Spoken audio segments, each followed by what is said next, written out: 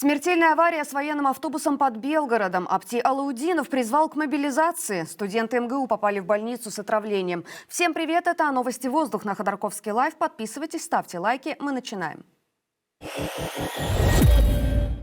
6 человек погибли в ДТП с военным автобусом в Белгородской области. Авария произошла в Новооскольском округе. Микроавтобус компании «Мираторг» врезался в автобус, который перевозил военных. Первое от столкновения разорвало пополам. Местный телеграм-канал «Пепел» пишет, что микроавтобус не соблюдал дистанцию и въехал во вторую машину сзади. Погибли 6 его пассажиров, 4 ранены. Среди военных никто не пострадал. Российские военные тем временем снова нанесли удар по Украине.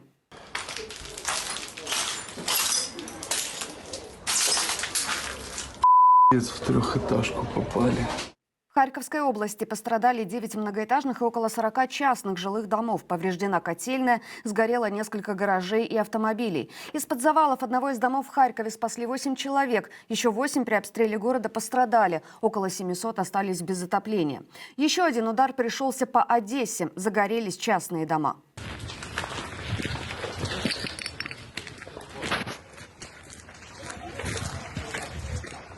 Пожары произошли в жилом районе в пригороде Одессы. Также пострадали критически важные энергетические объекты. Кроме того, взрывы случились в 4 областях. Часть Тернополя осталась без электричества. В городе произошел сильный пожар. Еще более 10 взрывов зафиксировали в Миргороде, где расположена авиабаза ВСУ.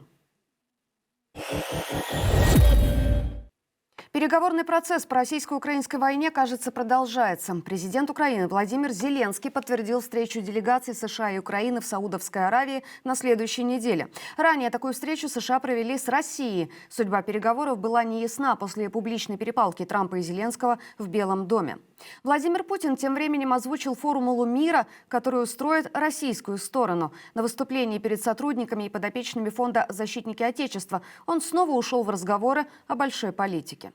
Мы должны выбрать для себя такой вариант мира, который бы нас устраивал и который бы обеспечивал на длительную историческую перспективу спокойствие для нашей страны. Да. Нам ничего чужого не нужно, но мы свое не отдадим. Здесь я напомню, что спокойствие для России было бы, если бы Путин не начал войну. Американский лидер Дональд Трамп накануне вечером тоже сделал несколько громких заявлений о том, что может обеспечить безопасность в мире. Трамп призвал Россию и Китай к ядерному разоружению. Я бы сказал, что у нас большой прогресс с Украиной, большой прогресс с Россией за последние пару дней. Будет здорово все это закончить, чтобы нам не пришлось говорить о ядерном оружии. Было бы здорово, чтобы все избавились от ядерного оружия. Больше всего у России и у нас. У Китая будет столько же через 4 или 5 лет. Было бы здорово, если бы мы разоружились, потому что мощь ядерного оружия безумна. СМИ отмечают, что, возможно, это ответ американского лидера на предложение президента Франции Эммануэля Макрона защищать Европу французским ядерным зонтиком. Также, по данным NBC News, Трамп рассматривает вариант изменения участия США в НАТО. В частности, планируется отказаться от обязательной защиты членов Альянса, которые тратят на обороты менее 2% ВВП. Европа планирует вооружаться самостоятельно. В Брюсселе накануне прошел саммит по обороне с участием Украины. По его итогам страны Европы одобрили план по увеличению военных расходов. На это планируется высвободить из бюджета ЕС 650 миллиардов евро. Из 27 участников встречи от одобрения решения воздержался только Виктор Орбан, премьер-министр Венгрии. Чиновники «Единой России» отчитались о визитах к матерям погибших на войне жителей. Одной из женщин подарили мясорубку. Отчетные фотографии появились в паблике «Единой России» «Полярных зорь» в Мурманской области во ВКонтакте.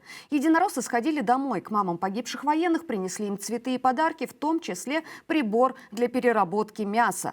Смущать чиновников что-то стало только после того, как эта история стала обсуждаться в СМИ. Они почистили все комментарии под публикацией. А затем в сети появилось видео от одной из мам, где она выгораживает чиновников, якобы попросила мясорубку сама. Красивый букет и подарили мне мясорубку, которая, в принципе, мне нужна. Я хотела купить на себе, а вы как раз вовремя мне ее подарили. Я вас попросила, в принципе. Актер Глеб Калюжный пойдет в армию. Ранее на него возбудили дело об уклонении от службы. На срочную службу Калюжный отправится этой весной, пишет газета «Коммерсант». По данным издания, такое решение было принято сразу после допроса актера у следователей.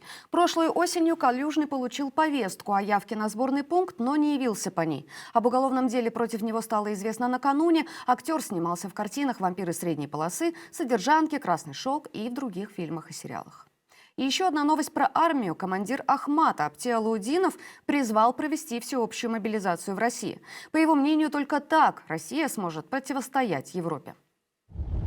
Надо думать уже, если встанет такая ситуация, о всеобщей мобилизации, собрать примерно армию, пару миллионов, да поставить их все в такую позу, из которой они никогда уже после этого не выйдут.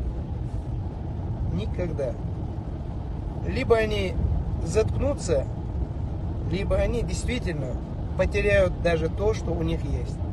И после того, как они захотят с нами схлестнуться, Европа и большая часть европейских государств перестанет существовать как таковая. А блок НАТО и так и сяк распадется, потому что Америке не нужно. Уже война с нами, она им не нужна. В Государственной Думе России поспешили отметить, что сейчас в мобилизации необходимости нет. Такой комментарий дал глава Комитета по обороне Андрей Картополов, передает RTVI. Отравление в МГУ. Минимум 6 студентов попали в больницу с кишечной инфекцией после того, как пообедали в столовой вуза. Речь идет о студентах химического факультета МГУ. Все они питались в столовой в корпусе химфака на Ленинских горах в Москве. Роспотребнадзор начал расследование на пищеблоке и в общежитии вуза. Столовую опечатали. В Сирии масштабные столкновения между силами нового правительства и сторонниками свергнутого режима Асада.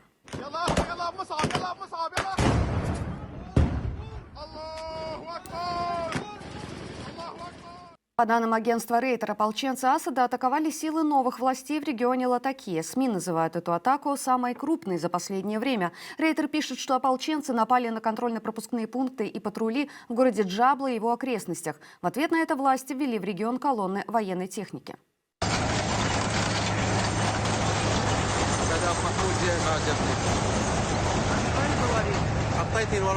Сирийский центр мониторинга за соблюдением прав человека сообщает о гибели 48 человек. Среди них 24 ополченца, 20 сотрудников сил безопасности и военных и 4 мирных жителя.